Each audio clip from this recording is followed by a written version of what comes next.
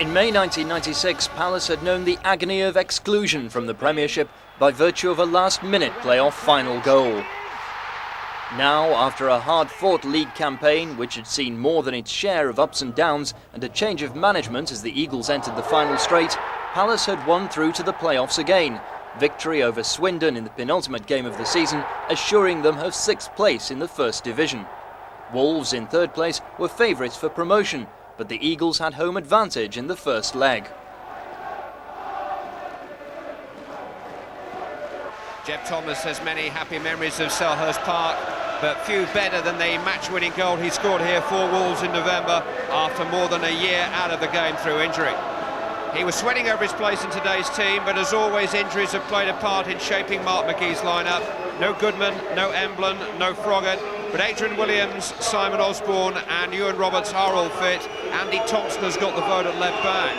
Thompson and Steve Bull played for Wolves in the very first playoffs 10 years ago, losing to Aldershot in their bid to get out of the 4th Division.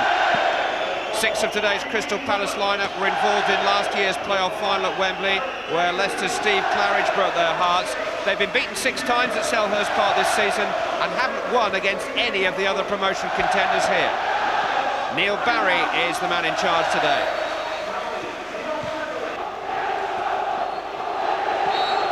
Crystal Palace finished 6th, Wolverhampton Wanderers 3rd, 5 points better off, but they count for nothing now. A year ago it was Palace who finished 3rd but missed out on promotion to the last kick of the season. Simon Roger into the path of David Hopkin, getting in behind Wolves immediately. Mike Stowell holding on. I think Adrian Williams did get a slight touch on the ball ahead of him. Hopkin is Crystal Palace's player of the season. Mark McGee's only playoff experience was as a Newcastle United player, and a bitter experience it was, knocked out by Sunderland in 1990.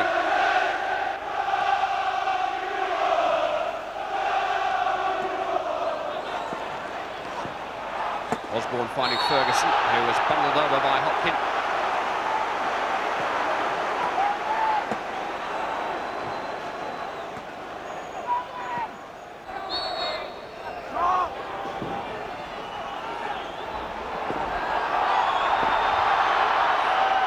It's set up for Ferguson to curl, and it's comfortable for Carlo Nash.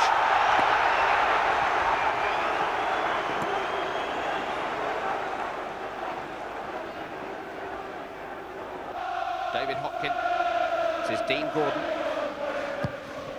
Managed to hook it across towards Bruce Dyer, curled it well, but Dyer still managed to get in a second effort, which under pressure he could only stab over the crossbar. And it was a fine cross by Dean Gordon from a tight corner. Curled it well to challenge Dyer, but it was the Palace forward who reacted the quicker to the loose ball. Atkins, Roberts, challenged by his namesake, on by Ferguson. He's found Bull, ran into Ligon, it's come for Ewan Roberts. Some good football from Wolves in the build-up to that chance for Ewan Roberts. It was a sharp chance.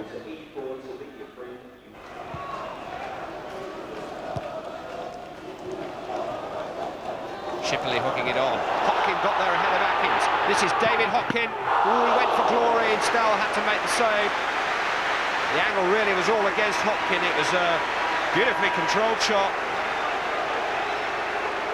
Optimistic maybe, because he did have Bruce Dyer in support, but he perhaps sensed that Stowell might take a pace or two off his near post in anticipation of the cross.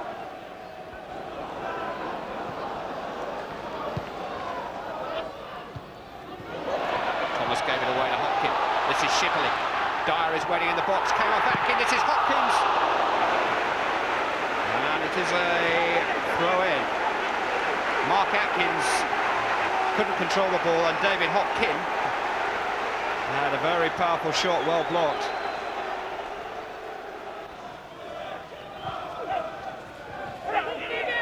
Edworthy. Header away by Ewan Roberts deep in defence. Dean Gordon. Simon Roger. Crossed into Shipley. Wasn't far away. Came in at an awkward angle and an awkward height too for Neil Shipley. He just had to launch himself and try and glance the ball goalwards from Simon Rogers' cross, and he very nearly succeeded off his right ear. There was an even better moment for Crystal Palace just before that when Atkins' attempted clearance fell for Hopkin, and it was Adrian Williams who got in the block.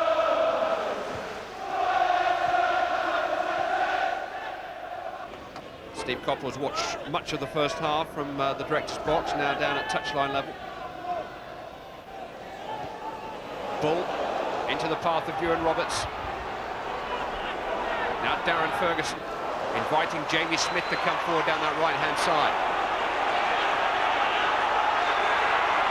Steered in by Smith. Bull's there with the header. Well, there's always a threat while Steve Bull is about. Wolves have not been able to carve out any clear opportunities really in this first half, but Bull is capable of turning half chances into goals. Nearly 300 of them now for Wolves.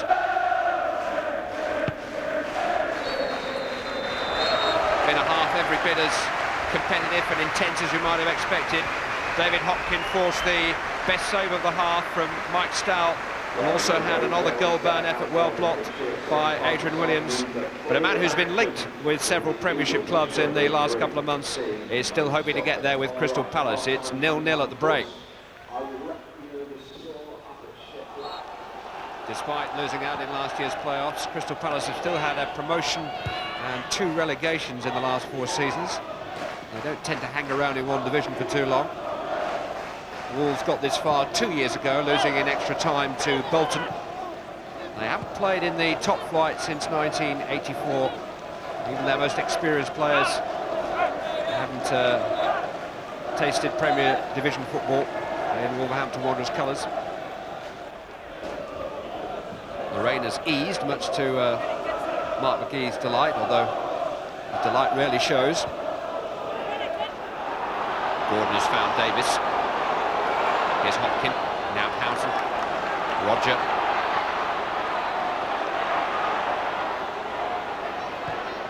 Gordon to Shipley, Outland made a run beyond him. Shipley instead to Edworthy. Here's Davis. Forced in the cross, it's a good one too. Headed by Williams and then by Smith. Shipley waited, Smith in front of him didn't. Adrian Williams is very grateful.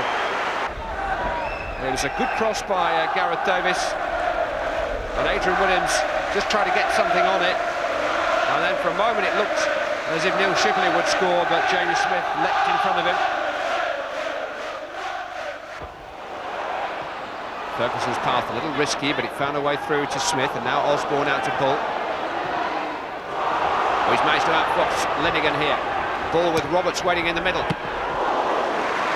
Well, it was a searching cross, hit with some power by Steve Bull, but a little too close to Carlo Nash, whose handling was sound.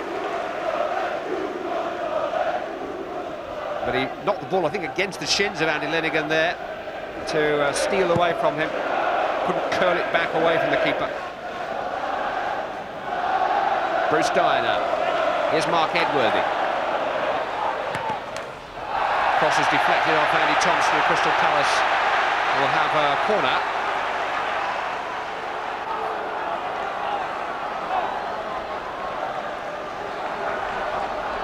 Thompson in the wars.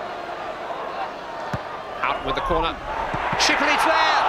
It was a chance, a real chance for Neil Shipley. Just managed to steal a march on Adrian Williams. And the Crystal Palace striker, who's in form, 4 goals in his last 4 games, unable to add to his tally. Steve Coppell making a trip from the director's box to the touchline.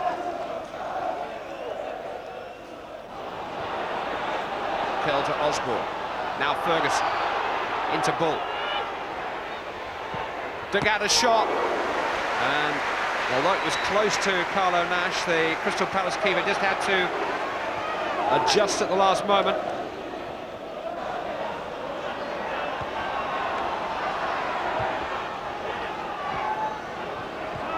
Veer to Hopkin. Put up by Thompson. Veer's there again.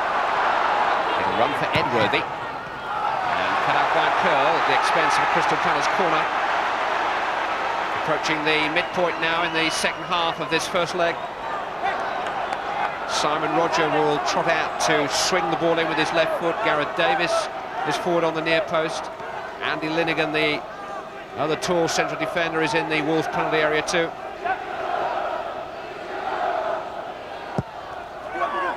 Roger towards Shipley, it's in! Neil Shipley has given Crystal Palace the lead. And a man who dropped out of the Premiership earlier in the season, took a gamble with a move from Southampton to Crystal Palace, may be heading back to the Premiership. Rodgers' corner, turned in by the big strapping £1 million centre forward. 5 goals in his last 5 games. There were 2 Wolves defenders in front of him, but neither could prevent Shipley getting up to give Crystal Palace the edge. Corner conceded by Andy Linnigan.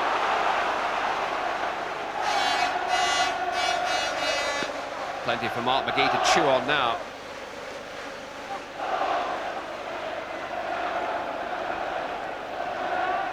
Atkins up on the goal line. It's a header from Williams and it just clipped the crossbar. Very deep corner by Darren Ferguson. And Adrian Williams arriving round the back. Angle was against him, but goalkeeper's defeated, and it just bounced on the top of the bar. Gordon, Linnigan and Davis are forward. Taken by Roger. Towards Shipley again. And Adrian Williams unable to clear in front of Neil Shipley, who's going to get a new partner for the remaining 17 minutes. Dougie Freedman will replace Bruce Dyer.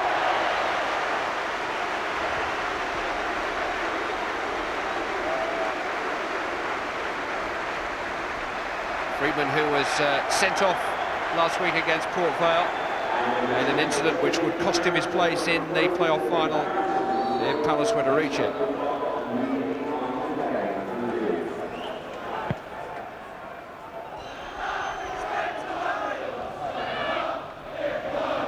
Roger to Gordon. Don't want to buy themselves some space there. Great cross towards Neil Shipley. Landed on the wrong side of the netting from his point of view. What a good cross by Dean Gordon. Rightly applauded by the centre forward, who really should have scored his second goal from it. Arrow towards Shipley. Did the right thing in heading down, but it bounced up and over the bar. Steve Coppell's situation could have been even better. Viet.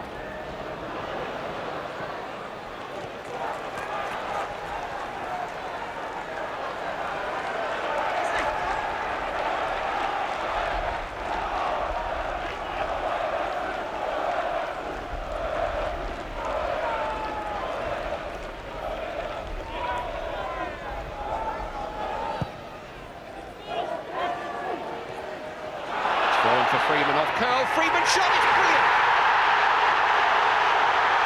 A wonderful goal by Dougie Freedman, and with 2 minutes remaining, Crystal Palace lead by 2 goals to 0. And Dougie Freedman, who would not be able to play for Palace at Wembley if they reach the final because of suspension, having only just come on as a substitute, scoring a memorable goal from outside the box to put Crystal Palace well on track for Wembley. Stour could do nothing about it. Beaten by the power and the surprise of Dougie Freedman's 13th goal of the season. His first, ironically, since Steve Coppell took over the management reins again.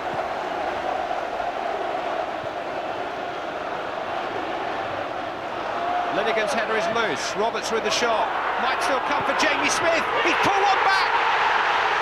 An away goal for Wolves in the final minute. It's Jamie Smith's first ever goal for Wolves.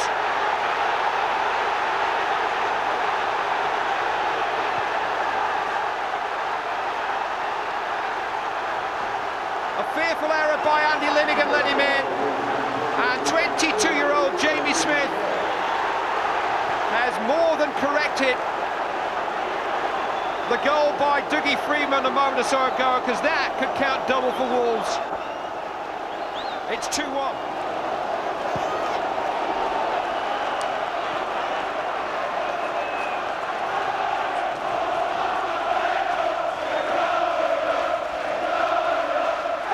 Swirling emotions for Mark McGee. 2 down was very difficult. 2-1 is far more promising.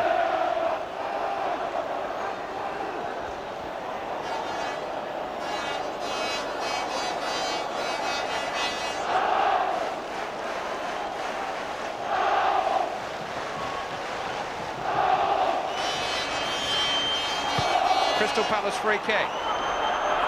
Linnigan is there. There's a flag up here. He won't count.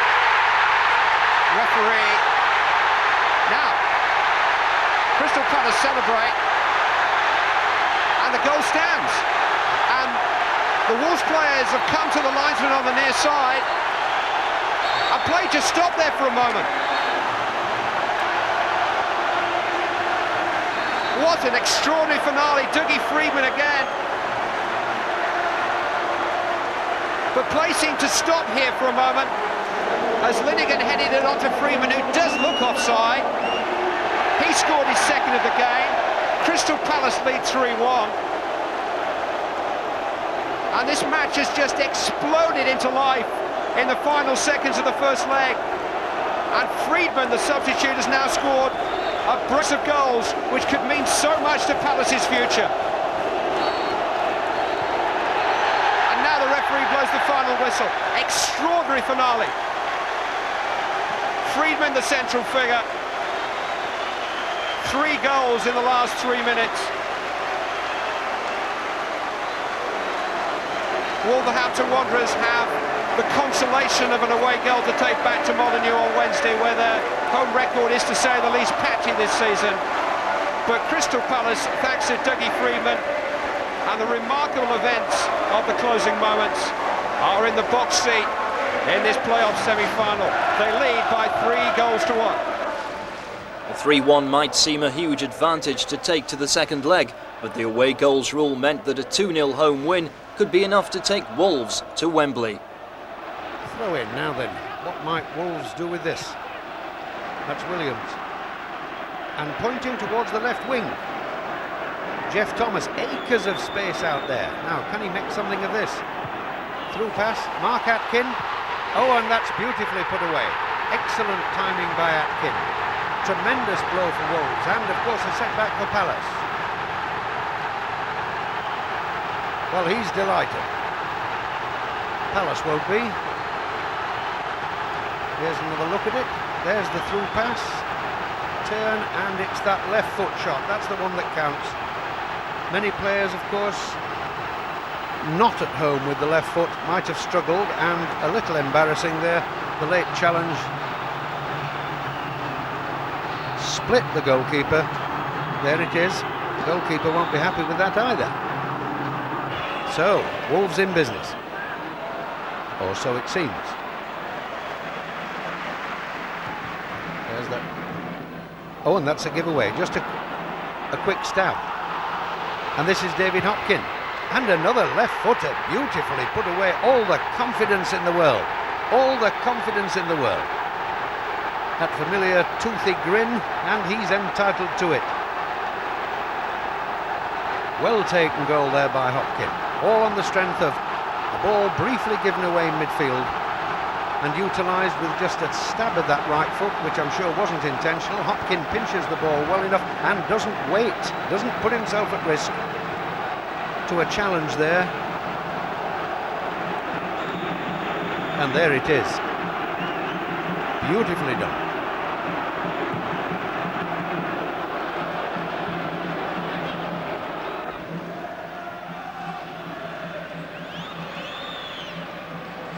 trying again, shaping an overlap on that right wing, but it's played infield.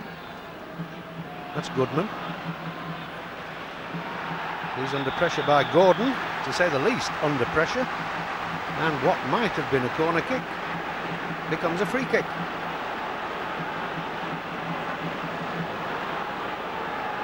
Goodman with a point to make to a Palace player as he comes by. There's the free kick.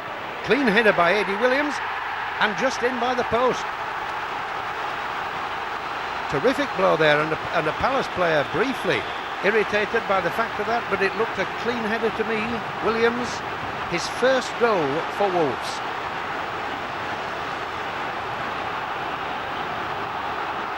There's the free kick. And there's the header with 4 or 5 Palace players slightly embarrassed there, really not doing chores and picking up opponents. Left standing really by that Eddie Williams header.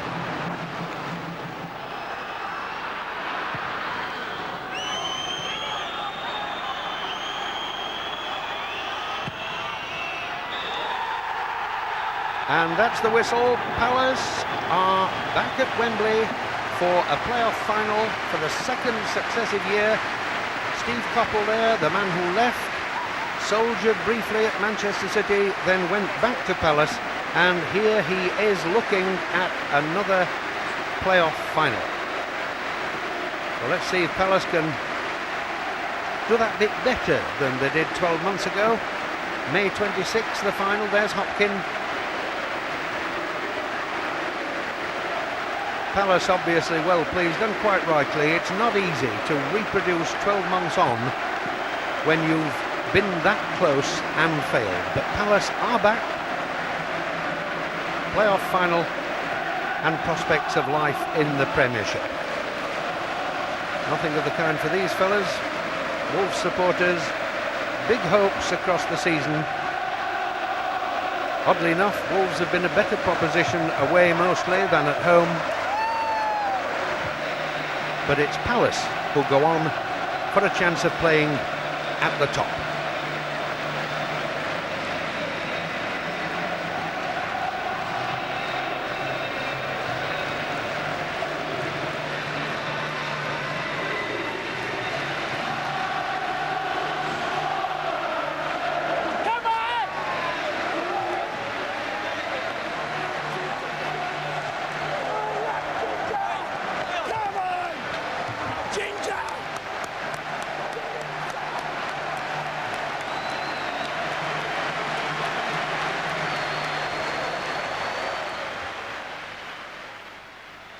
Steve, magnificent achievement. How much have your players given tonight? Everything. I think they just got enough energy left to celebrate for a while, but I'm sure the bus later on will be quiet going home, because it was a great expansive effort over 90 minutes, and at one stage, just at the death there, I thought it might have been a little bit longer still. Well, thank heaven it didn't. When you resumed control of the club, did you foresee yourself being back at Wembley? Well, you hope. You always hope. I think I've found the art of management. You just come in for the last 14 games, you know, and let other people do all the hard work, and you take the acclaim. But this is, you know, it's Dave Bassett's work. 2/3 of the season is his effort. I've come at the end. I've managed to keep it going. But we know all too well from last year that it's got to be finished off. It's another 2 weeks' work. It seems an awful long wait now for the final, but we're delighted to be there. You were sitting at Wembley last year, weren't you, as a scout for Crystal Palace then? Will that motivate the club even more, losing out last time? Well, I think it always motivates. It's happened so many times in FA Cup finals. It happened to me with United 76, and then we returned 12 months later.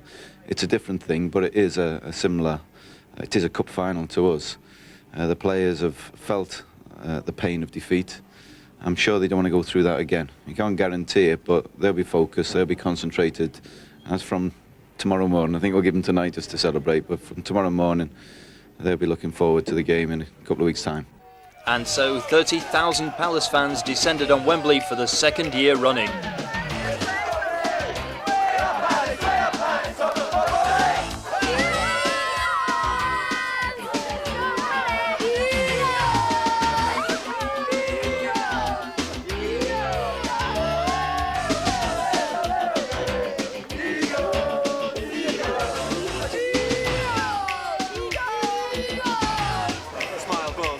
win it. Go on, yeah, that's that.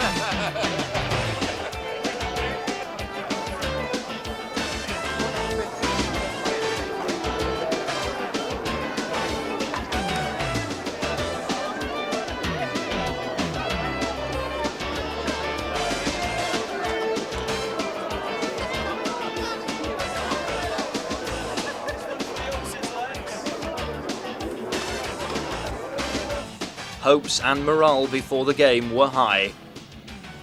How have preparations gone, Ray? Brilliant. You know, the injuries have cleared up. We've got a full squad to select from. Everything's going right for us.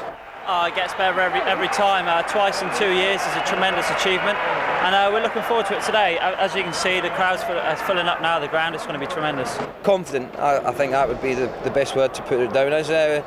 The lads know where the conditions today, the weather conditions, you know, it's going to be a day for keeping the ball and hopefully, you know, like conserving energy, because it's going to be very tiring out there. You know, the pitch saps out of you generally anyway, but to add the heat conditions today, it's going to be very difficult. And Sheffield United beaten Palace twice already this season in the league, Ray. What about that? Does that count for anything at all? Well, no, I think Swansea beat Northampton twice in the league, and then the final they lost, so it goes for nothing. Whoever performs on the day will win the game, you know, and that's whoever settles quickest, whoever's nerves are not as bad as the other, you know, and you need a bit of luck at Wembley, and hopefully it's our turn. We didn't have much last year, losing in the last 15 seconds, but hopefully this year it'll be a different story. Just whoever holds their nerve in these games, it's going to be a big game, a big occasion, and weather's going to play a big part in it, and also hopefully whoever holds their nerves, it will come out on top, I think. You always get a slight bit of butterflies before the game. Everybody does. It wouldn't be natural if you didn't, but everybody's looking forward to it, and let's get the game started. And we can beat them? I hope so, Pete. I hope I'm standing here at the end of the game with a smile on my face. Absolutely unbelievable. I've never played it, as I said before, and it's absolutely unbelievable. So hopefully we can do the business today. And a tough game in prospect? Always tough. It's going to be a very, very tough game. Probably a goal either way will decide it. But we're determined this year it's going to be our way. And you're looking forward to Premiership football? Oh, definitely. Yeah, I've said before. You know, when I went down with Palace, that was the low point in my career, football-wise. And I've said that I would like to get Palace back in, and hopefully this is our year. And what about David Hopkin for scoring here at Wembley this afternoon? I don't know, I'm not putting in, but I'd love to anyway. And the fans are going to go absolutely wild as these players enter the arena.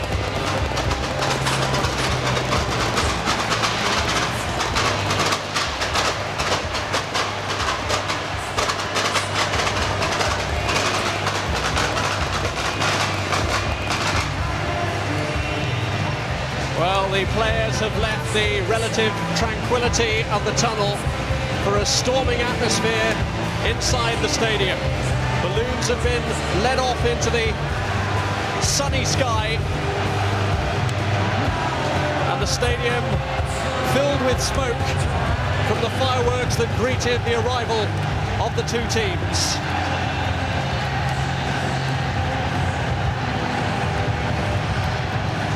A lot of these Palace players appeared in last year's final. Many of the Sheffield United players have been here before too.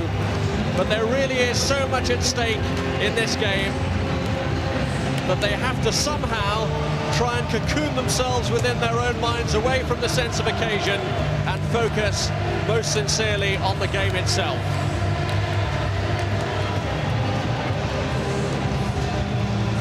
It really is white hot.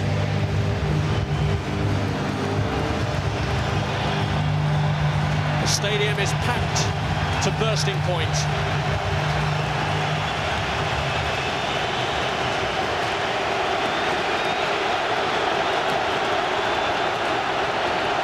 What a noise, Rob.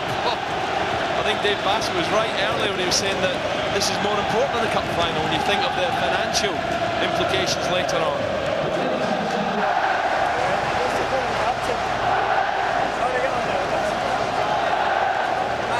One man who's not too keen on all the regalia is the Crystal Palace manager, Steve Coppell. He didn't lead the line.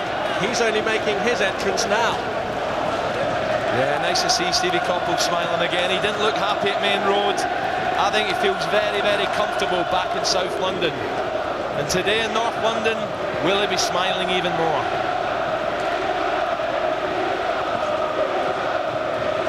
Well, they've They've enjoyed their day so far. The referee is going to spoil it for one set of these fans when he actually blows the whistle to start the game, and it'll be agony for one, ecstasy for another.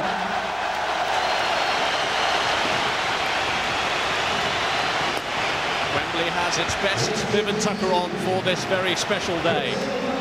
Who is going to go up to the Premiership and join Bolton and Barnsley?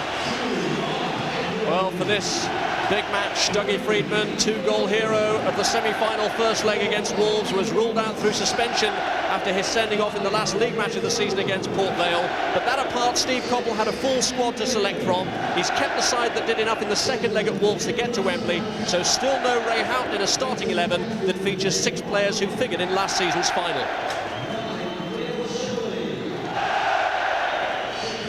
A real blow for Sheffield United in the build-up to this game. They're without goalkeeper Alan Kelly, who's failed to recover from a knee injury, so Simon Tracy gets a massive chance as his deputy.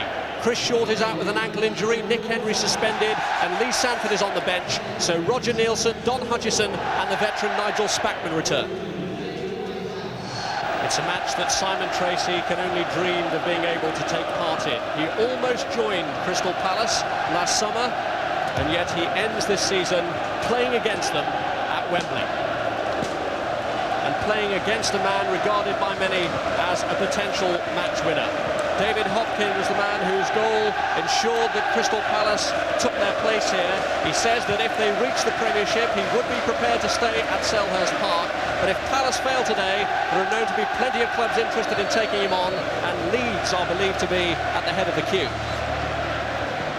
Today's match referee is Neil Barry, previously here at Wembley as fourth official for the FA Vase final last May.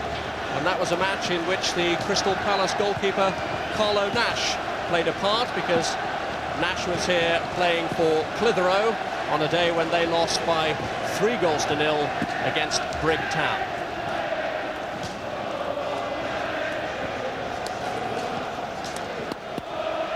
Wembley Stadium bathed in sunshine, and what a great weekend it must have been for the merchandisers. The Palace fans in the main wearing the home strip that the team are going to be wearing today because they won the toss to wear their home colours, while Sheffield United will be sporting a new away strip designed for next season, but brought in early really as a superstition, because these Sheffield United supporters haven't actually seen their team win on their travels since Boxing Day, and they're hoping that the change of kit here will bring a change of fortune. That kit being sported there by Don Hutchison, who is a player who's played here at Wembley before in a charity shield for Liverpool.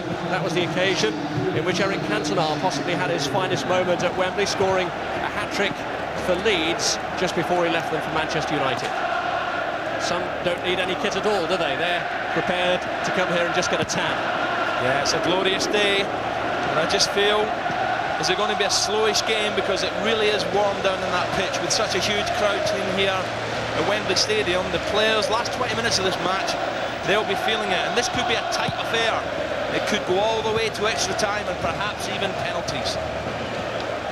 It's Crystal Palace's second appearance here in 2 years, beaten by virtually the last kick of the game here a year ago, and absolutely desperate to erase the memory of that devastating defeat.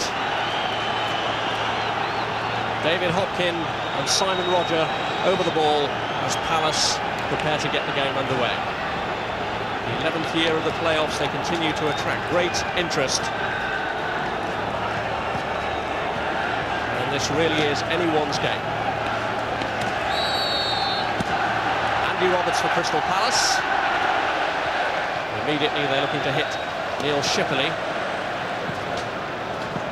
And Shipley has already hit David White. Two key players, David White, very forceful down the right, England international, but ex-England international, with a Shipley, good signing for Crystal Palace. Good target man, very good in the air. He gets his fair share of goals too. It's an unfamiliar right wing-back's role for David White, although he has played there before. Andy Roberts.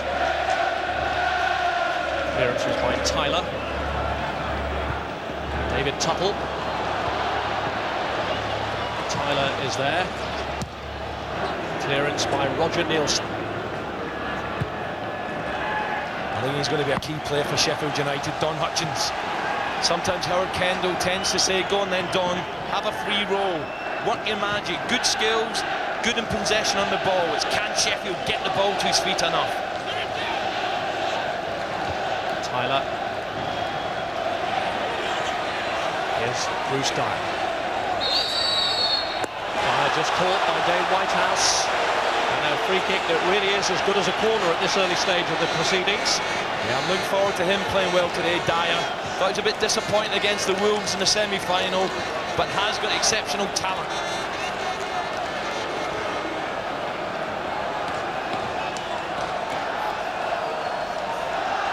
Andy Roberts and Simon Roger over this free kick. It's left to Roger to take. Shipley climbed. Dyer was in there too. Well, right down was Tuttle on the edge of the area. Well, Tuttle's not making too much of it, but there was certainly contact there as Hopkins headed the ball to him. Tuttle gets the right foot to it. Well, Whitehouse was the man, but the referee deciding corner kick.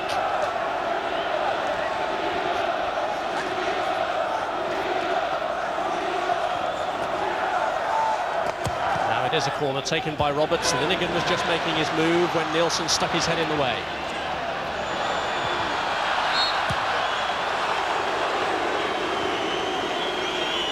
Well, there was an early penalty in one of the league meetings between these two teams earlier in the season when Sheffield United's Mitch Ward scored after 2 minutes, and there was certainly a claim there from Tuttle. Oh, there's no doubt there was contact on Tuttle, but I think Whitehouse was seriously going for the ball.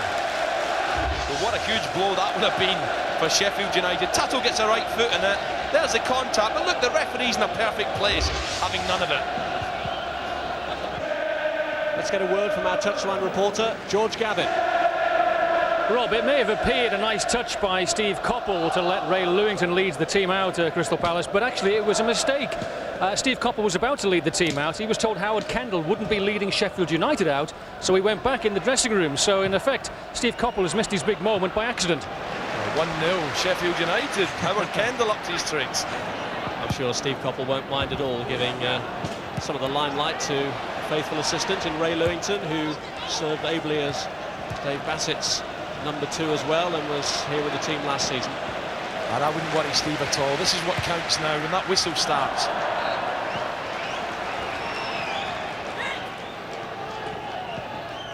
Steve Coppell, a man who seemingly likes to stay in the background anyway. Yeah, form goes out the window in days like this. At 3 o'clock when the whistle blows, who performs? Who's got the bottle? Tuttle with his long throw. Ward's clearance, not the most emphatic. Muscat. Andy Roberts. Muscat. Forward, waiting in the penalty area, but Whitehouse ensures that they wait a little bit longer. Maybe not too much longer though. Dyer's cross, too near the goalkeeper. Yeah, he had Chipperley there, but the goalkeeper Tracy, he'll be more confident now, getting a good touch of the ball. But Dyer, for once, slipping his marker. And there's no doubt about it, Shipperley was in a good position inside the 6-yard box, but Muscat's strength here wins the ball. Now watch Dyer's directness. Gets past Nielsen, Shipley's on the 6-yard line, but that's always Tracy's.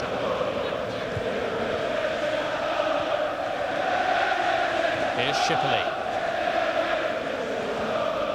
Gordon.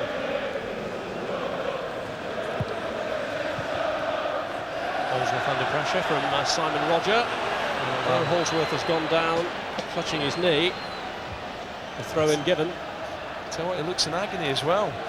Just wondering if it was a kick or whether he's just fallen awkwardly on there. There's the right foot challenge. Let's see how he lands. There. And I've got a feeling this is bad news for Holdsworth. Now, there's nothing dangerous there. Maybe a little push, but as he lands, I've got a horrible feeling that could be ligaments. I've got a feeling maybe he's been feeling that knee for a couple of weeks. I don't think it's just happened. He could be trying to protect an injury, and Viv Busby and Howard look very, very concerned indeed. And surely Sanford must be thinking, this could be my chance. Andy Sanford ready for action if called upon.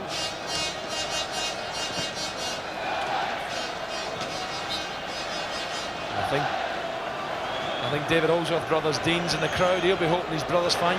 Andy Roberts! Well, that was nearly another blockbuster from Roberts, who scored here last year. But there's no doubt about it, Rob, this fella can't pin them. Long throw. Comes off a Sheffield player, and that's a great chance, and what a block. Robert is absolutely devastated. He thought that was net bound. Right foot, bang. What a sensational block that is. I think it was who stuck himself in the way of Andy Roberts' shot. Quite a fearsome shot it was as well. Yeah, Roberts, he felt he'd opened the scoring there, and that's where he is so dangerous. He strikes a lovely ball, and this fell lovely on his right foot for the volley. Up go the heads. Superb clearance there, and right foot, here he comes. Bang. And Hutchison, again, he was the man who flicked it on, somehow gets in the way. As Holdsworth, well, he's back on his feet, and now Don Hutchison back to his feet, and must have caught him smash bang on the side of the face.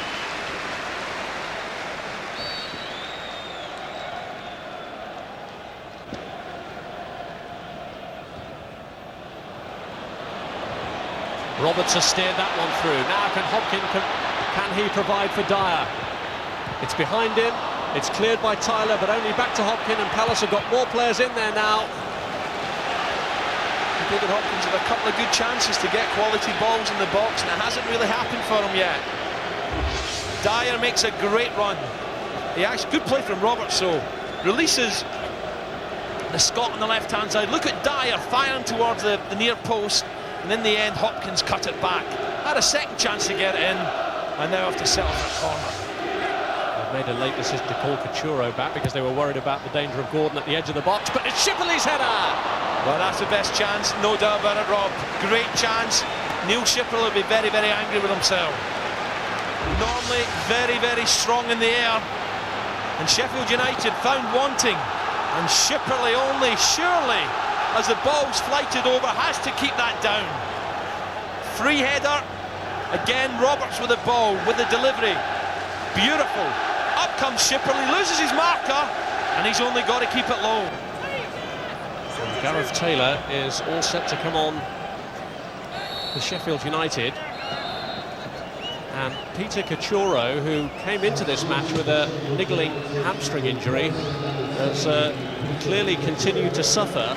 So despite during the match Sheffield United actually having injury concerns about Hutchison and Holdsworth, it's Cachuro who goes off and Taylor who comes on.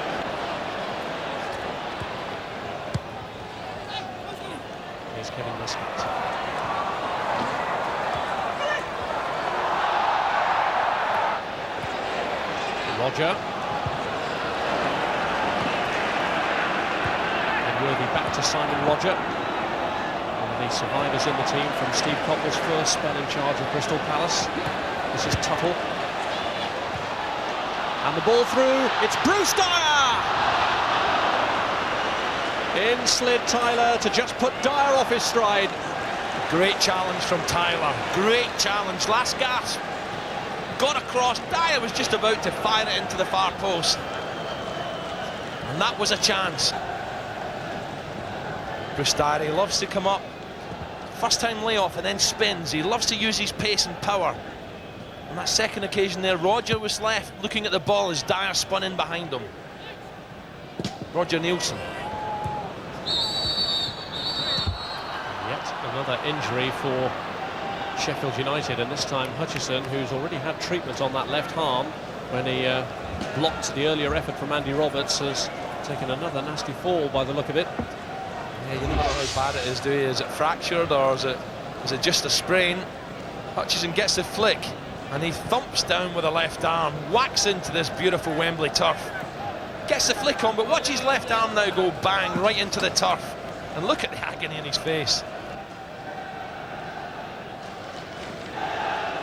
Well, the curse seems to be striking Howard Kendall all the way through so far. not for the first time. He's got Lee Sanford warming up. Well, it's right in the stroke of half-time, so you'd really have to... You try not concede, obviously, with 10 men, but Sir Howard's not going to... He's now going to have to change it all around. This is an experienced player coming on.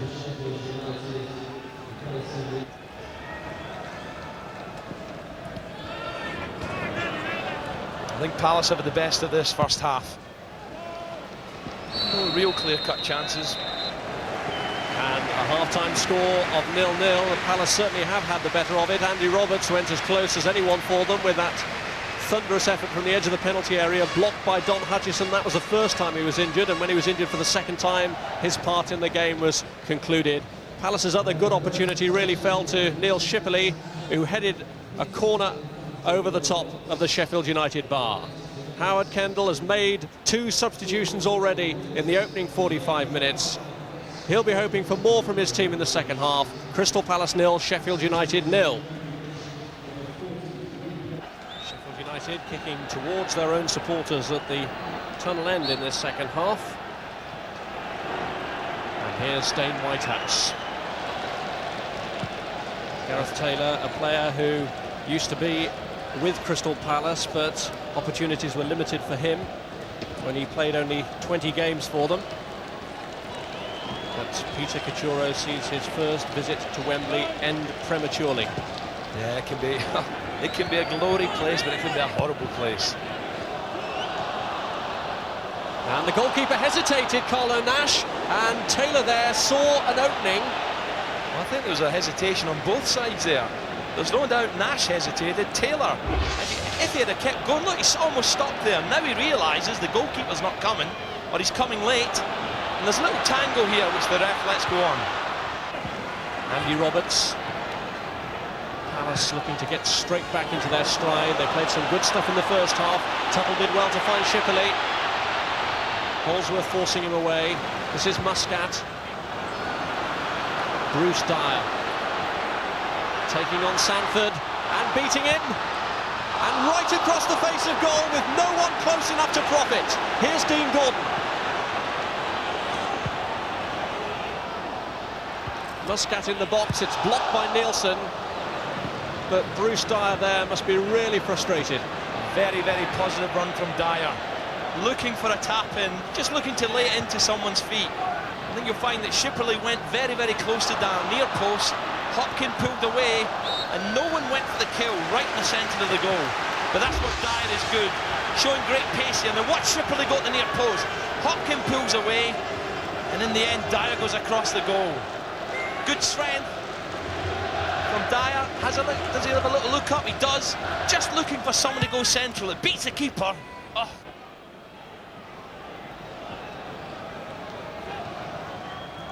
Well, we may have looked at the team sheet for the last couple of games and wondered why Ray Houghton's experience was considered dispensable, but that midfield is really doing the trick for Palace. This is Kevin Muscat. It's beaten Holsworth, but not Dyer, and he just couldn't get enough on it to finish. That is a glorious chance, and Bruce Dyer knows it.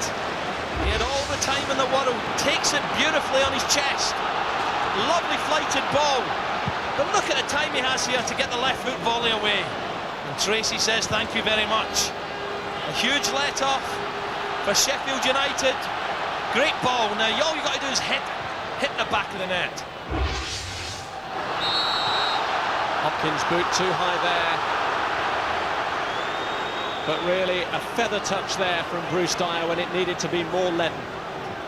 Oh, Simon Tracy will certainly be... He'll be so relieved, because when Dyer takes this on the chest, it beats Holdsworth.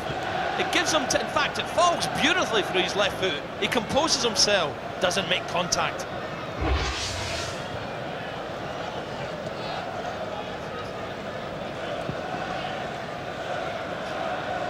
Well, David Holdsworth will perhaps be particularly grateful that Bruce Dyer didn't make the most of the opportunity that was presented to him there, because he didn't meet the cross. Holdsworth played alongside Bruce Dyer at Watford, and also in fact had a little spell as a teammate of Neil Shipperley, Dyer's striking partner. Shipperley had a spell on loan at Vicarage Road. Fella rubbing his head there. Scorcher here at Wembley. Well, they'll be able to cancel their holidays in Malaga because they'll have got the tans already.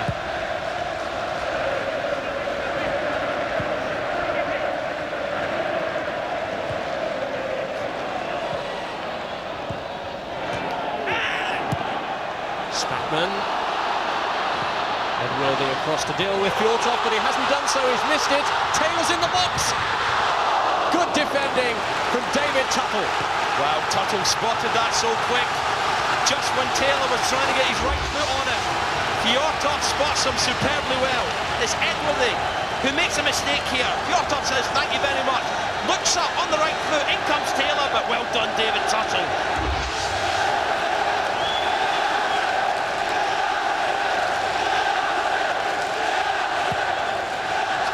His kick, Holdsworth got the flick on, the touch was from Tyler and it's cleared by Mark Edworthy. So Palace are having to defend now and defend very well. Edworthy having a good game back there, but you just feel with this pressure from set pieces, one's only got to fall to a white shirt.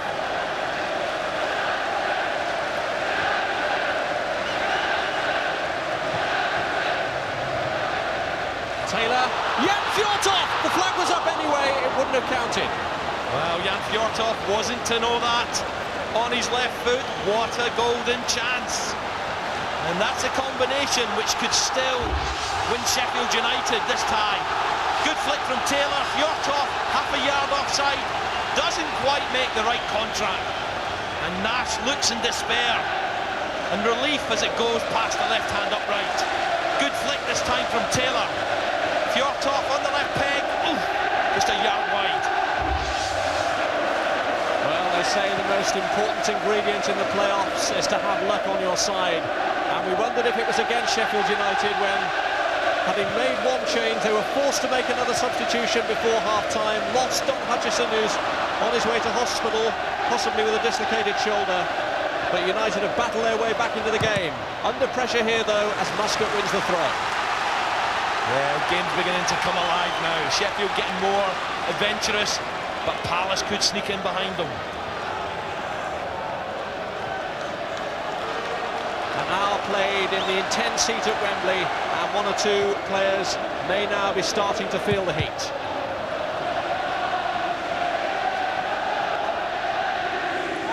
Even the managers are feeling the heat, and they're not running around frenetically like their charges. Aim towards David Tuttle and cleared by Spack. Deafening noise coming from the tunnel end now. Sheffield fans, they're the ones who are making the decibels, are coming from the right-hand end. And as Palace, with all the possession first half, now on the back foot. Twice already Sheffield United have beaten Crystal Palace, and here's a break on for Lee Sanford, wants support, and it's headed behind by Linnigan. From Sanford, for me, had to look up. Andy Linnigan getting in the way. Had he looked up, he could maybe have delayed it. David White at the far post trying to make a run into the box. Fjortoft's there, but surely you've got to just give them a chance to get in the box. There's White arriving. Who knows, though, they may reap the dividends from this corner. Mitch Ward, the taker. Nash's ball. Yeah, when you're under pressure and the ball's high, you look to your goalkeeper, and Carlo Nash came flying out there. Never in any doubt, goalkeeper's ball. But once again, he's kicking this one down. Well, he's displaced the England under-21 goalkeeper, Chris Day, who's watching from the bench today. Carlo Nash has been the regular custodian since early February. Here's Taylor. Sheffield United clearly with tails lifted. It's been a much better, much more spirited second half performance. Spoke too soon in terms of Roger Nielsen. Once again, though, the important fact for me there, Rob, was when the ball went wide before Nielsen blasted in the crowd, David White again on this right-hand side was flying to get in the box on the far post. Suddenly they feel a little bit more hungry, a bit more confidence to get in there and support. And Palace really have to start getting a grip on the midfield again. They're just beginning to slightly let it slip.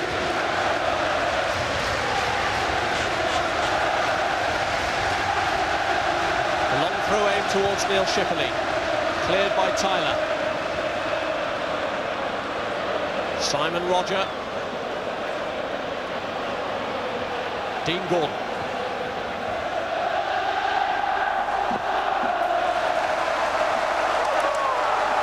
They really have cancelled each other out, Gordon and White today. White again getting back, defending well.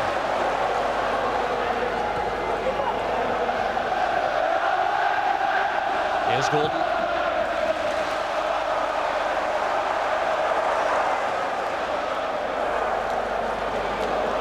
And they're going to look now for the long throw technique of David Hopkin.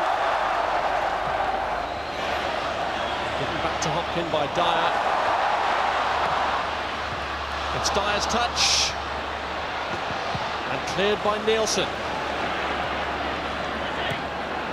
Yeah, the nerves are jangling at both ends now. Whose nerve is the stronger? Linegan. Trying to find Tuttle again, who stayed forward. Likes to get up and attack David Tuttle, and when it suddenly it doesn't dash straight back to his central defensive position, likes to stay in there and try and cause a bit of havoc. But Linegan couldn't find him.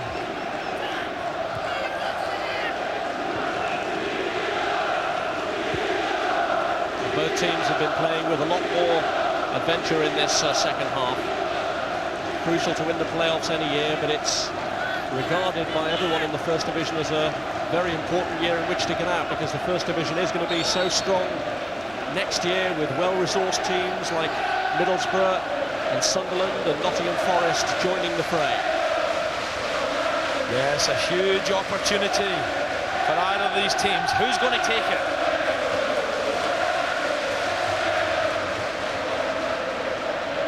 Hopkin.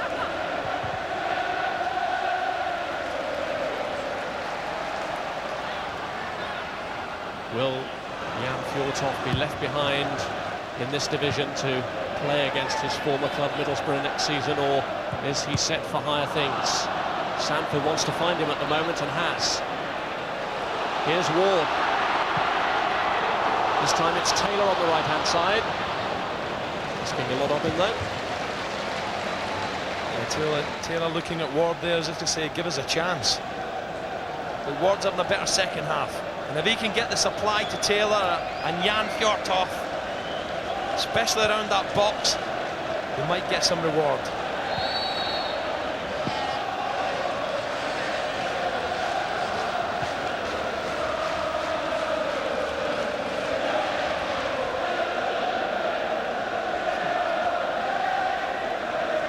Carlo Nash on the wrong end of a 3-0 scoreline when he appeared here in the FA Vase final last season. An own goal and a penalty, two of the goals to beat him that day.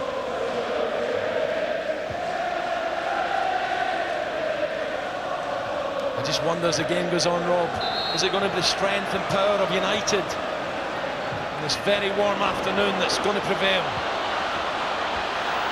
Here's Dyer. Simon Roger. Hopkin is in there, so too is Kevin Muscat, and well taken by Simon Tracy. Yeah, Roger's ball was hit way beyond to the far post.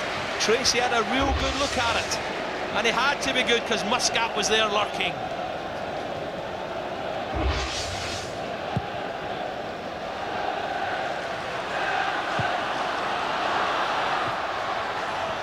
Fjortoft.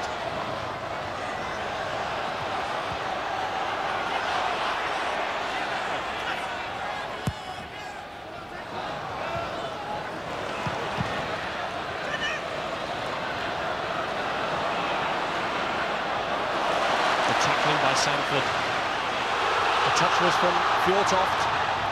Mitch Ward has won the corner. Good play from Roger again. Ward now getting forward more, but Simon Roger doing a tremendous job there, getting back to gain his side of the goal kick. Really is a little terrier. Good interplay here. Fjortoft with the flick, but look at Roger flying across here. Good challenge. Well, Mitch Ward thought Roger had touched it last, but that wasn't the verdict of the referee and his assistant. Goal kick awarded.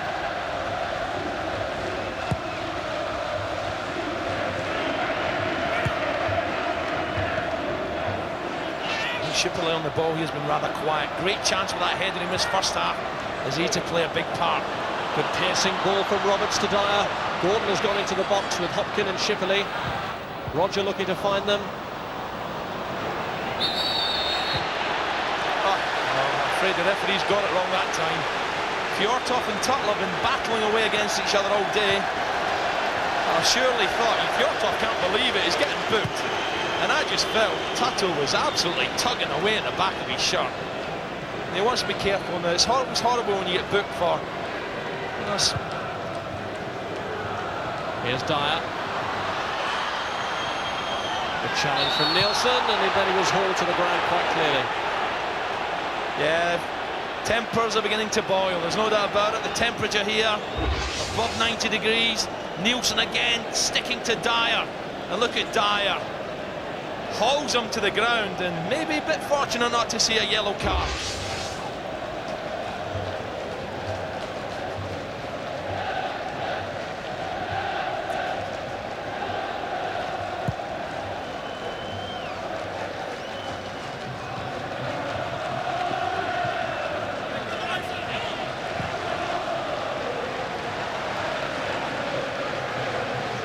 Dyer, one of 3 players in the Crystal Palace team to have played over 50 times in this season of 55 matches. Andy Roberts and Mark Edworthy have also been through long strength-sapping seasons. And Dyer's been very lively, but he must be ruining that left foot volley chance. Should have done better.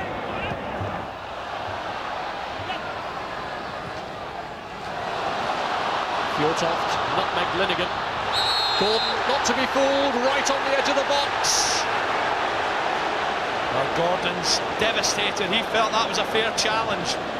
Delightful skill from Fjortoft. Andy Linnigan got too close. There was a nutmeg, and then Gordon, and that is just outside the box by a whisker. Gordon has given away a free kick and is very lucky not to have given away something worse. Yeah, Fjortoft, lovely bit of skill. Linnigan got too tight for once. The ball went through the legs. And that chance from Gordon, well, it was about an inch outside the box. And this is where the strength and power of Sheffield United might have its say.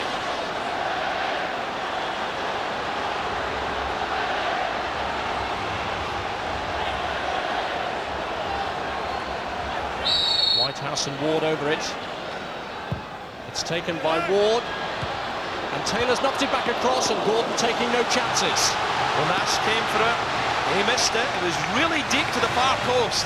Gordon shaking his head, still angry about that free kick. Flighted right to the far post. Taylor was there. Over it comes back, and Gordon with a safety header.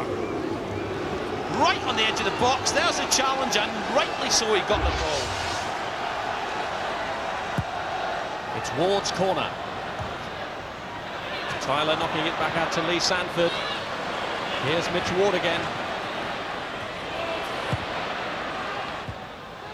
Clearance was by Shipley. United fans imploring on there, get it in the box, get it in the box. Really has been a complete transformation of Sheffield United in this second half. Nigel Spackman getting more involved too. Holdsworth now looking for Fjortoft. Yeah, Fjortoft claiming he was held and pulled. He does like a bit of a whinge, Jan Ager. Had one real chance. That was on a volley where he was just a fraction offside. Well, what a great day this is again at Wembley as the playoff weekend reaches its climax. Tuttle. Roberts.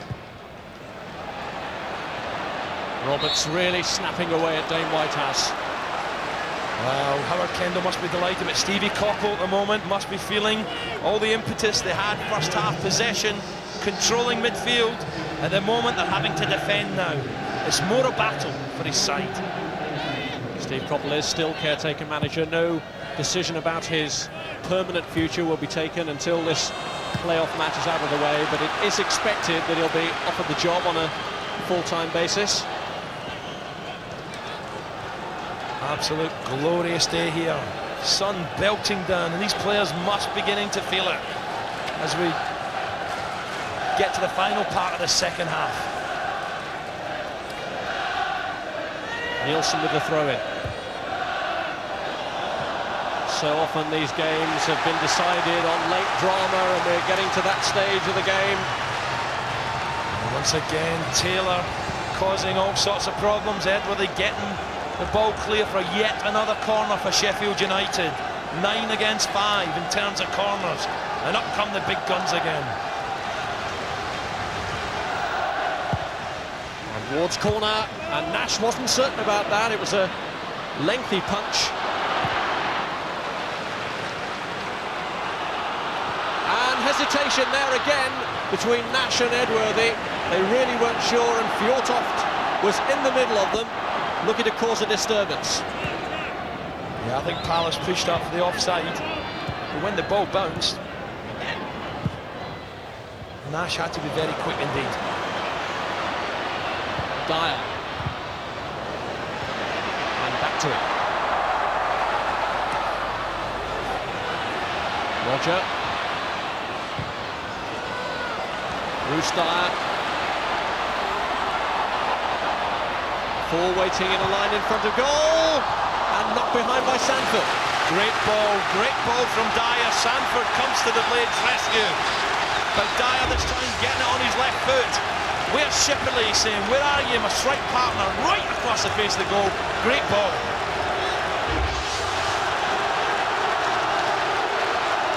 "12 minutes to go.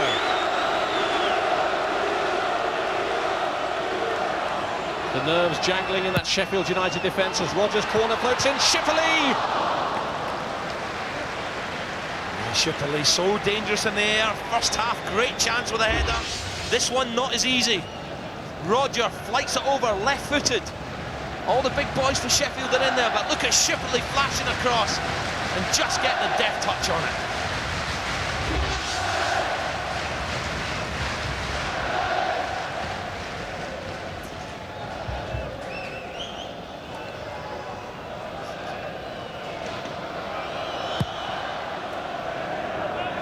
It's in that phase of the game now when we'll see how much fitness was put in the bank pre-season, who's got the legs to carry the story through. So much at stake. Are we heading for extra time again? Steve Coppell, knowing that his immediate priority is to get the team into the Premiership, and then he can have his discussions with Ron Nodes about his future. But the pair have had a long relationship over the years. In Coppell's first spell in charge, White getting the ball back across, but then it drifted behind. I think you have to say as well that Nodes, the Crystal Palace chairman, should his team fail to win it today, alongside David Sheepshanks, Ipswich Town chairman, will he have to sell? Will the likes of Hopkins, Dyer perhaps, will he let them go? That's how important this game is. They must win.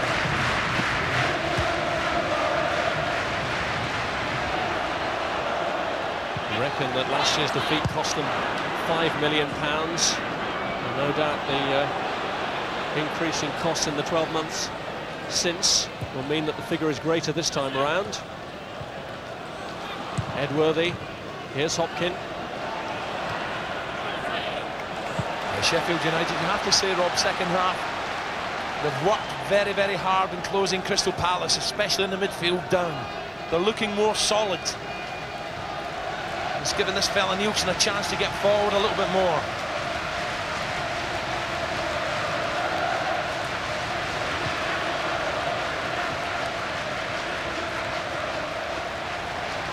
Tuttle holding off Fjortoft well. Good battler, this fella, Tuttle. Great challenge on Taylor earlier after good work from Fjortoft. When he cut in from the right-hand side, squared it back. Taylor thought, here we go, right foot, get in. But Tuttle was up for it. Great challenge earlier. Now the noise is coming from the Palace fans as they urge full steam ahead.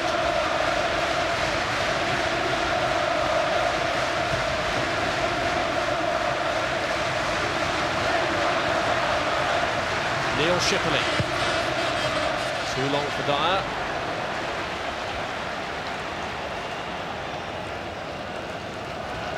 Yeah, Shipley this time, the supplier, when perhaps maybe Stevie Coppell would want him through the middle. But Andy Roberts, I feel his presence first half was superb. He's been very quiet second as Palace have been pinned back.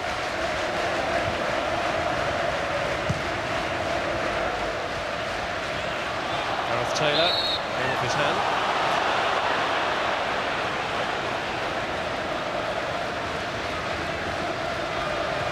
Palace midfield tires. I wonder if Steve Coppell might be pondering on the possibility of bringing on the likes of Ray Houghton, or whether that decision would be left for extra time. May not need extra time, of course. This is Dyer. Simon Rogers cross. Here's Muscat.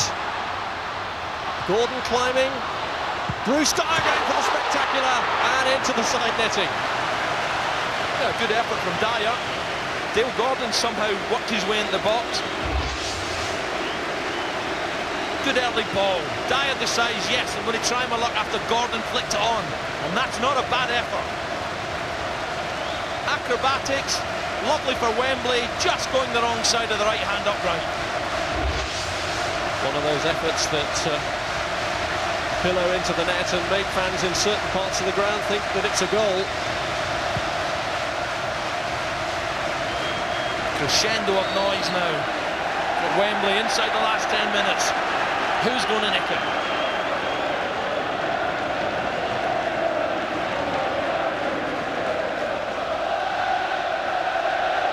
Someone somewhere has got to find the strength to carry their team into the Premiership.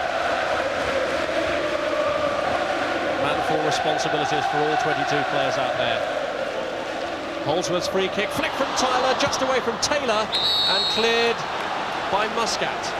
Yeah, I think maybe Fjortoft had drifted into an offside position again, as Tyler just tried to flick it on for Fjortoft. A very central free kick, directed in, Tyler gets a flick, and that was tight.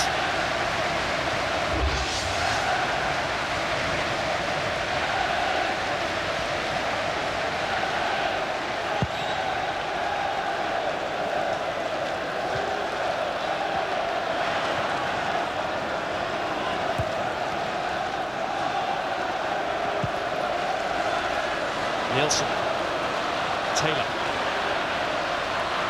Fjortoft, too long, Whitehouse, Sanford, White had all come short. Well, Jan Fjortoft, they're on the left foot. David White felt he was going to squeeze it across. He made the positive run once again from wide out on the right touchline into the box. But when Fjortoft brings it back, good interplay. When he brings it back onto the right foot, White's already made his run. He's across the goal now. That's who he was looking for. No one there.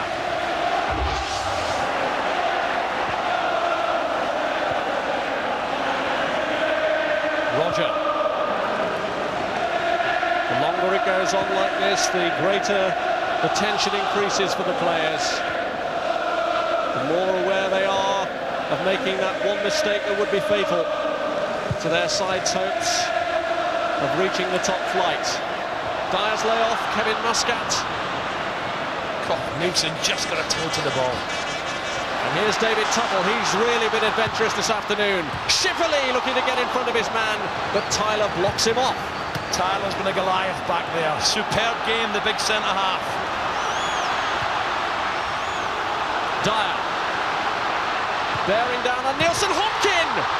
And Shipley looking to get there too, but this time it was Holdsworth who stuck his body in the way. Yeah, great defending again, dogged, resolute, great defending. Hopkin's been quiet second half, but this is a great run from the red-haired Scotsman. Good ball, Hopkins in there, but Holdsworth, fantastic. Dyer again causing the problems, gets past Nielsen, but look at Holdsworth, man-to-man, tight as can be. Great defending. And at the other end, it's Fjortoft! From the flick on by Taylor. Wide of the mark. Fjortoft looking to the heavens. On the left foot, flashing volley. Shaking his head. That was another half chance. Good flick on. Fjortov doesn't even look. Whacks it across. And Carlo Nash was diving left. Howard Kendall out of his seat. He thought that was the opener and perhaps the winner. But the openings are occurring. Linnigan well forward with the touchback there. This is Bruce Dyer. Oh, this is heart attack stuff now. Caution to the wind. One goal now would surely seal it. Well, when it goes to one end, the fans are covering their eyes, and back to the other, and they're out of their seats. It means so much to them.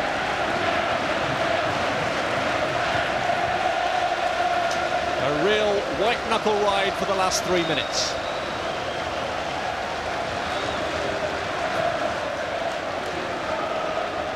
Tyler.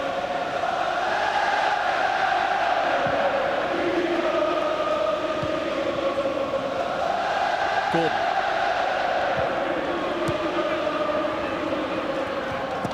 Simon Roger.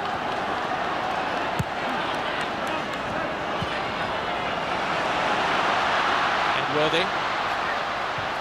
Palace finishing strong now. Andy Roberts. Hopkin. Has it forced Dyer too wide? No, he's rescued it. Very, very unlucky. Dyer again, a constant thorn on the side of Sheffield United. And if Hopkins' little touch, delicate little touch, had been more accurate, there was big trouble for the Blades.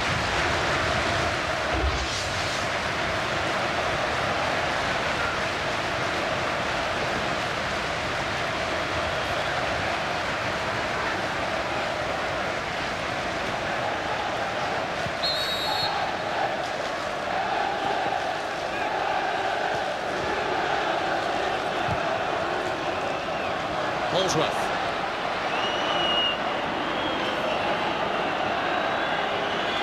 Mitch Ward.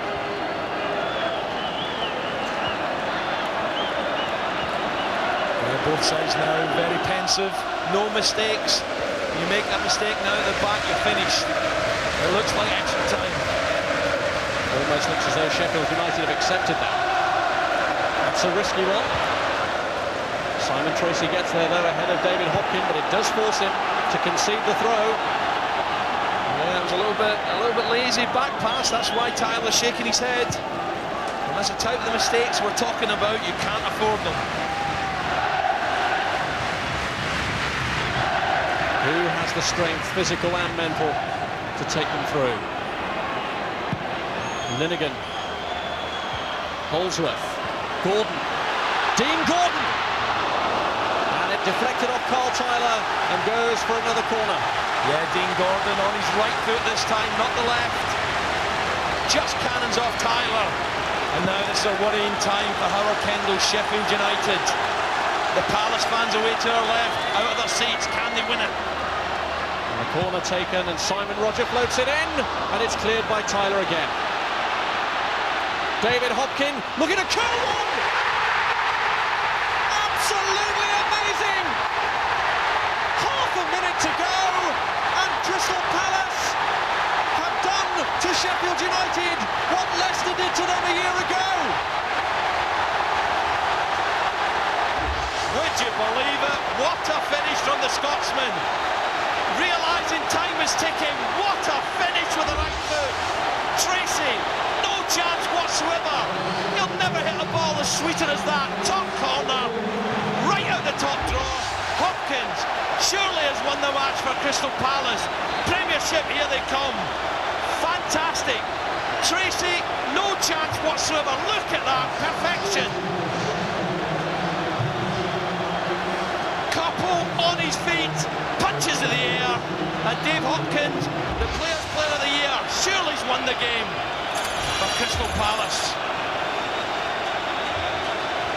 You just can't put a price on a goal like that, and what a goal! He might have just stopped himself going to a Premiership club on a big transfer, because Palace are going to the Premiership now. And it's all over, and Crystal Palace are there! They've made up for the disappointment of a year ago, and David Hopkins' goal ensures a return to the Premiership. Howard Kendall must be absolutely desolate. His team seemed at least destined for extra time, but David Hopkin had other ideas, and with an immaculate finish has scored a goal that's worth its weight in gold. What a goal to grace Wembley that was. Steve Coppell, whose side second half perhaps were under long periods of sustained pressure.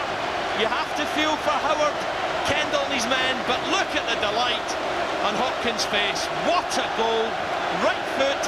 Why not, he felt, seconds remaining, curled it to the top corner. Howard Kendall, you have to feel for him. He's now gone over to console Simon Tracy, who's absolutely devastated, on his back. But there's going to be party time in South London tonight.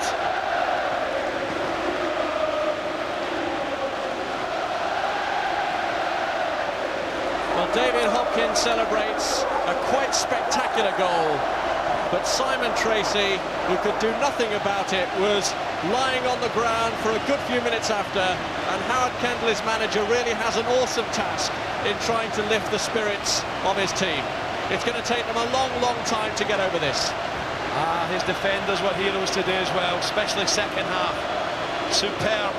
But Stevie Coppell tasted despair and disappointment last season here at Wembley, when he was part of the Palace set-up, now back as coach.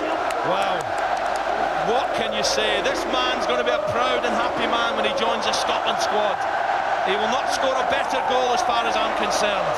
He scored the goal that effectively got them to Wembley. He scored the goal that's taken them into the Premiership, and no wonder they're talking about David Hopkin in rave notices that certainly before this game seemed destined to take him to a move into the Premiership anyway, whether Palace got there or not. And Ron Loades has got some very tough decisions to make now. Do they make sales to raise finance, or do they hang on to what they've got and hope that Steve Coppell can build a team that can do more than just survive in the Premiership and actually consolidate there? What a roller coaster ride for Steve Coppell. So unhappy at Main Road. This could be one of the highlights of his career. Young manager taking on the big boys next year in the Premiership, and aren't those fans absolutely ecstatic? Well, Steve Coppell thought that his management career was shot to pieces after his ill-fated 32 days at Manchester City, but his mood is in great contrast today, and he's talking now to George Gavin. Steve, that is absolutely unbelievable. Have you taken it all in yet? No, certainly not. Like, it's just cruel. You know, you get to these occasions and to play in this heat to begin with. We've sort of played 3 weeks longer than everyone else, and we had the same thing last year. I feel for Sheffield United, but at the same time, obviously delighted that we got through, certainly after last year. Last year you lost with the last kick. This year you go up with the last kick. It's history reversed, isn't it, almost? Yeah, it is, and like once again, I'm sure Harry's up there. I can probably see him under the light somewhere. You know, it's 2/3 his work. You know, I came into the tail end, the thing was rolling, and just brilliant that we got it right in the end. Well, David Hopkin has certainly strengthened Steve Coppell's hand in those contract negotiations with that quite wonderful goal that means that Crystal Palace will be going up the steps to collect the trophy.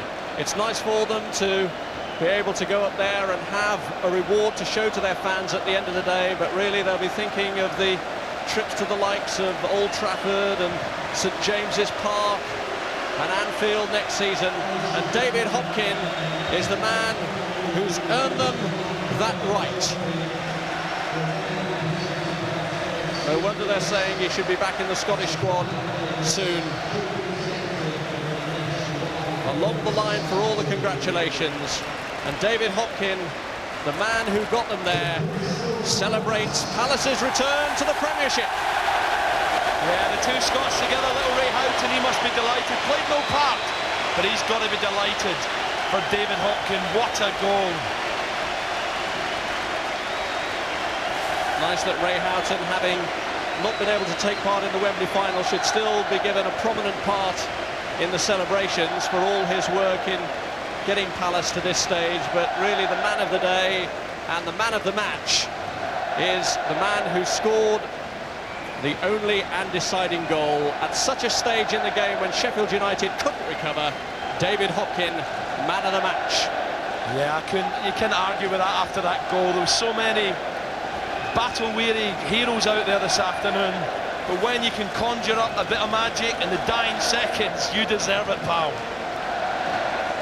Well, it was his 17th goal of the season, David Hopkin. Of course, he's a former Chelsea player, and many of his former teammates were here in the FA Cup final just 9 days ago.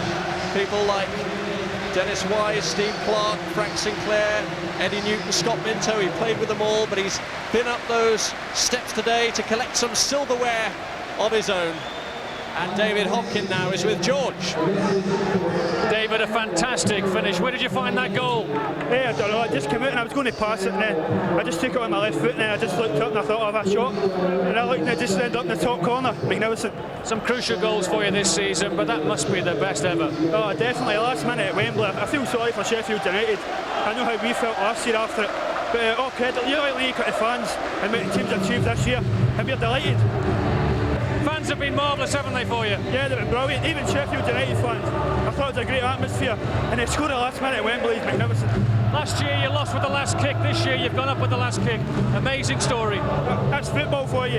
It's just I feel a bit gutted for Sheffield United, but it's a great way to win a game. There's no coming back. All the very best, David. Thanks very much. And the Crystal Palace anthem is ringing around Wembley, and they certainly are glad all over tonight. They were sad all over a year ago when they were steeling themselves for a penalty shootout and Steve Claridge ended their dreams, ruptured their hopes, but now they're celebrating, and they're celebrating in style. Yeah, what a night they're going to have tonight. Fantastic, fairy tale story stuff. After last year, the despair, the anguish, look at them. That's all forgotten now. Steve Claridge, our guest in the studio today, his goal, wow, it seems like 10 years ago now. What a great night they're going to have.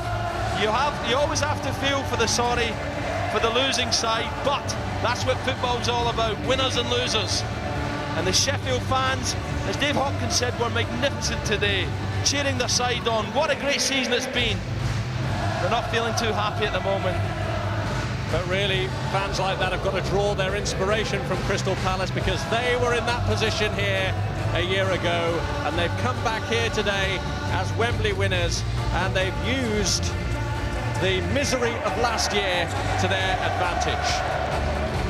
All smiles today, and David Hopkin is the man making the headlines.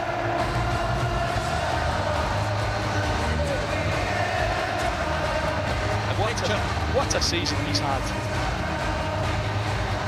And there's a picture to go in the Hopkin family album. Yeah, from just outside Glasgow, Greenock or Gourock, one of the two. He was telling me on Sky Sports a few weeks ago, it was his debut. He said he was very, very nervous. What a feeling he's got today. And those guys there who've made the relatively short journey from South London. It's about time a Southern club done something this season, Rob. Selhurst Park will be a venue for 2 Premiership clubs next season. But Sheffield United stay in the First Division. They were hoping that it was going to be third time lucky in their attempt to bounce back into the top flight, but they say the losers are forgotten, but these memories will be etched on the fans of these supporters. And I don't think they'll be enjoying their summer holidays too much, reflecting on today. Crikey, the M1 will be like, it'll be murder going home. It'll feel like 3 days getting home to Sheffield. They put up a bold showing second half the side, but what a finish, goodness me. Yes, the party will continue on the way back, all round the M25. South London will be partying at Crystal Palace's return to the big time. They're conditioned to drama, 2 last day relegations in a matter of 3 seasons, plenty of cup semi-finals and cup finals along the way too. But the good times are back for Crystal Palace after that last gasp winner. Crystal Palace 1, Sheffield United 0.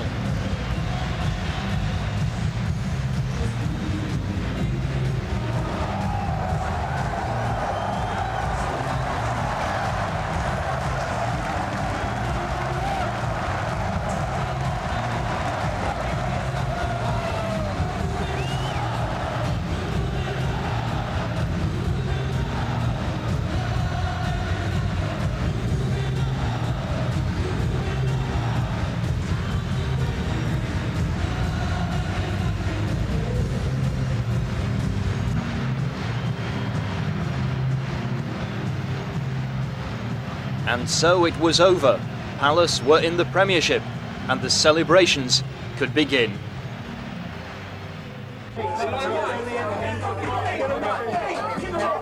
Yeah. We're ready for go. You're right. Okay, put it on him. Put it on him.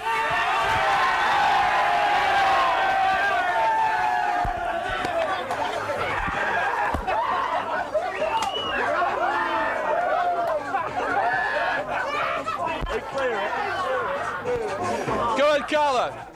And now the Premiership beckons, Carlo. What about it? Oh, last 12 months of my life have been the best ever. You know, I just can't see, you know. You've never even been to Wembley for today. What yeah, about that's right. It's it? a special occasion, and you're just happy to get the win, and you know, it'll be a big celebration tonight. And what about the Premiership? That beckons. Well, looking forward to it, obviously. Good long summer, and we'll see what happens next year. Yes. Andy, you came to Palace. You must be absolutely amazed you're back in the Premiership. Well, I don't think there was ever any doubt. I thought, you know, they were in a good position, and I thought Dave Hopkins' goal was worthy of winning any game. Did you think at the end, though, that we weren't going to do it? No, I never had any doubt. Extra time I was relishing. I thought we'd have done it in extra time anyway, so... And what are you going to do to celebrate that you haven't already done to me? Probably just go home and have a quiet meal. I've got to be honest, last season, at the end of the season here at Wembley, it was put down to you that we didn't do it. What about today? Oh, hold on a minute. You can't say that. I don't know, it's great in here, but the Premiership beckons just as much as that champagne that's flying over here. I mean, what do you feel about the Premiership? Looking forward to it. I'm sure we'll be capable of staying in the Premier League, and all the hard work starts from now, so we're looking forward to it. It's a great feeling to be there, and, you know, it's tremendous. Yep, tremendous. If it had been any earlier, they'd have equalised, wouldn't they? That's the way Palace play. Everything's last minute, or when you think we've done something, we find out we haven't, and when we don't think we've done it, it happens. But all's well that ends well. The players rightfully went up to collect the trophy at the end, and I think nobody was happier than me and 30-odd thousand Crystal Palace fans. Look, Palace have got tremendous staff all the way through. In the office, the management, the coaching, Ray Lou, Steve, Kemba, Nico, Jeff Taylor, Johnny Griffin, the chief scout, goalkeeper, 35,000, played at Wembley 2 years, you know, twice in the last 12 months. Just tremendous. It's down to everybody, and I think generally they can all trust each other. They're not wondering who's talking to somebody about moving on. So I can trust them, and I can let them get on and do the job. Yeah, we looked the part until we got in and around the box. I think our crossing all afternoon was dreadful. But our passing round about from box to box I thought was a little bit better than theirs. I, like everyone else, thought it was going to go into extra time. We were going to make changes accordingly. And then lo and behold, from a set piece, and all along I felt this game would be decided by a set piece either way. Jolly Roger gave a great delivery. The ball came out to Hoppy, and true to his newfound Scottish status, he was very cool, calm and collected to put it into the top corner. David Hopkin looking to curl one! Absolutely amazing! Half a minute to go, and Crystal Palace have done to Sheffield United what Leicester did to them a year ago. Once or twice in the second half, Sheffield did look very dangerous, Steve. Was your heart in your mouth? I thought they looked dangerous, all from sort of set-piece situations. You know, they got 5 or 6 big uns over 6 foot, and we had to defend well, all set pieces. I think Fjordhoff had one opportunity which fell for him just on the volley, which he put wide. But other than that, I don't think Carlo had a save to make. He had a couple of crosses to come for, but I don't think he had a save on target really that stretched him. So I think that just shows that we were well organised, and at the other end we had a couple of chances, not many. I think the significance of the game means that it's never open, attacking, flowing football. It's very much safety first. Nobody wants to make a mistake. To live in the Premiership after getting promotion there, people say it's not possible to do without spending a lot of money. Have we got a lot of money to spend? Can we live in that Premiership? Well, I mean, I think we got as much money as Barnsley and Bolton. So the 3 of us are going up from the Nationwide League. We've all got to do the same thing. We've all got to strengthen our squads. But on the other hand, you've got to give a lot of credit to the team that you've got. We're quite a young side. The players individually could all be capable of making it in the Premier Division. So, I mean, I just think anyone leaving our league will find it tough. We will find it tough. And I mean, Steve Coppell's quote was brilliant, wasn't it? When they said to him, you know, what will it be like to win promotion? He said 10 months of misery. Yeah, okay, so it's 10 months of misery for both of us. But on one or two clubs, of course, have spent so much money, perhaps they haven't got anything left to compete with us.